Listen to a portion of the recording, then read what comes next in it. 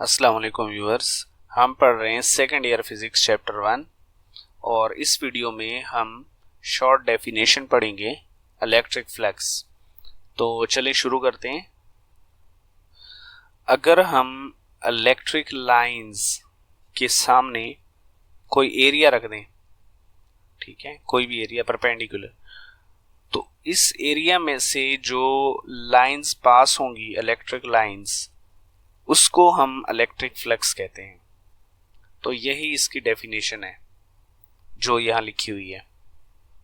The number of field lines passing through certain element of area known as electric flux through that area. It is usually denoted by Greek letter phi. इसको हम आमतौर पर phi से जाहिर करते हैं। और इसके बाद हम इसकी इक्वेशन भी लिखेंगे। तो हम इसकी इक्वेशन डायरेक्ट लिख लेते हैं। फ्लक्स इक्वल होता है ई ए कॉस थीटा। इसमें तीन चीजें हैं। फर्स्ट है ई, मैग्नीट्यूड ऑफ इलेक्ट्रिक फील्ड, यानी जितना में इलेक्ट्रिक फील्ड ज्यादा होगी उतना लाइंस घनी होंगी, उतना उनकी तादाद बढ़ जाएगी, तो फ्लक्स भी ज्यादा होगा। सेकंड है एरिया। एरिया जितना बड़ा होगा उतना उसमें लाइंस की तादाद भी ज्यादा हो जाती है और फ्लक्स भी ज्यादा होगा। और तीसरे नंबर पर है एंगल। एंगल का मतलब ये है कि हमने इलेक्ट्रिक लाइंस के सामने एरिया रखा कैसे हुआ है, किस एंगल पर रखा हुआ है। अब इन दो फिगर्स को देखें। पहले इस फिगर को देखें। हमने एरिया ऐसे रखा हुआ है और इलेक्ट्रिक लाइंस इस तरफ जा रही हैं। तो इस सूरत में इस एरिया में से मैक्सिमम लाइंस पास होंगी। लेकिन इस फिगर में देखिए हमने एरिया ऐसे रखा हुआ है हॉरिजेंटली और लाइंस इस तरफ गुजर रही हैं। तो कुछ लाइंस इसके ऊपर से गुजर जाएंगी, कुछ इसके नीचे से गुजर जाएंगी। इसमें से कोई लाइन पास नहीं हो रही, तो हम कहेंगे कि फ्लक्स जीरो है। तो इस सूरत में अगर हम इलेक्ट्रिक फील्ड बढ़ा दें, एरिया भी बढ़ा दें, लेकिन फ्लक्स जीरो रहेगा, क्योंकि उसका एंगल इस तरह है कि जिसकी वजह से उसमें से लाइंस पास नहीं हो रही। तो अब क्वेश्चन ये है कि ये जो थीटा एंगल है ये हम कौन सी दो चीज़ों के दरमियान लेंगे। ये जो एरिया है, इस एरिया के ऊपर परपेंडिकुलर ड्रा करें। ये जो आपको ब्लैक वेक्टर नज़र आ रहा है, ये इस एरिया की डायरेक्शन कहलाती है, यानी एरिया वेक्टर क्वांटिटी है। इसकी डायरेक्शन किस तरफ होगी?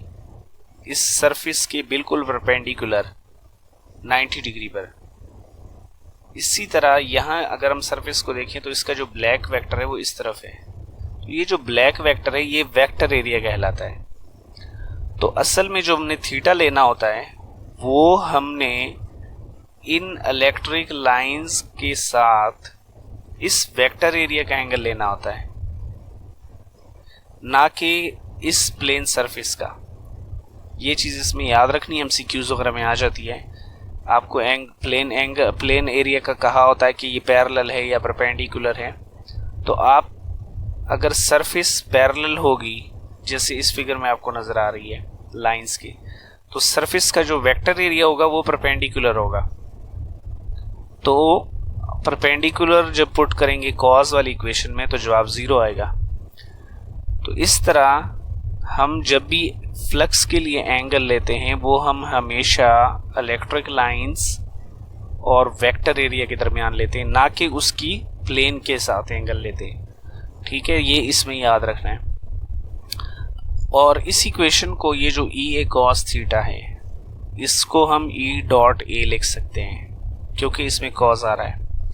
और कॉज आने का मतलब ये है कि कब किस एंगल पर फ्लक्स मैक्सिमम होगा, किस पर मिनिमम होगा और किस एंगल पर ज़ीरो होगा, नेगेटिव होगा। ये सब आपको कॉज से ही पता चल रहा है। 0 डिग्री पर मैक्सिमम, 180 पर नेगेटिव, 90 डिग्री पर ज़ीरो।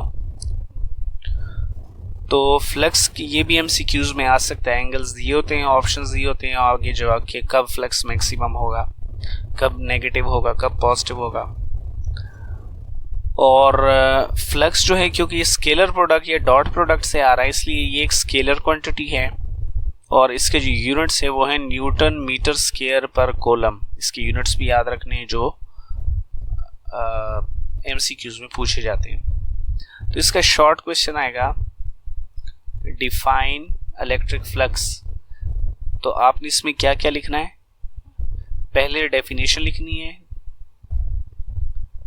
ठीक है। यहाँ पर ये जो है ये डेफिनेशन दी हुई है, यहाँ से लेकर यहाँ तक फॉर एग्जांपल, और साथ नेक्स्ट पेज पे ये जो इक्वेशन है, the electric flux phi through patch flat surface in terms of E and A is given by, ये अपने यहाँ तक लिखना है, इसके यूनिट्स भी साथ लिखने हैं, ठीक है, यहाँ तक ये सारा। और साथ हमने इसमें पैच फ्लैट सरफेस भी पढ़ लिया। इसका मतलब ये है कि ये फॉर्मूला सिर्फ फ्लैट सरफेस के लिए, मतलब स्ट्रेट सरफेस प्लेन, अगर सरफेस कर्व्ड होगी ऐसे तो उस पर ये फॉर्मूला अप्लाई नहीं हो सकता। ये सिर्फ फ्लैट सरफेस के लिए है, कर्व्ड सरफेस के लिए नहीं है। तो बस ये चीज़ इसमें याद रखनी थी। यहाँ पर ये कंप्लीट हो गया है।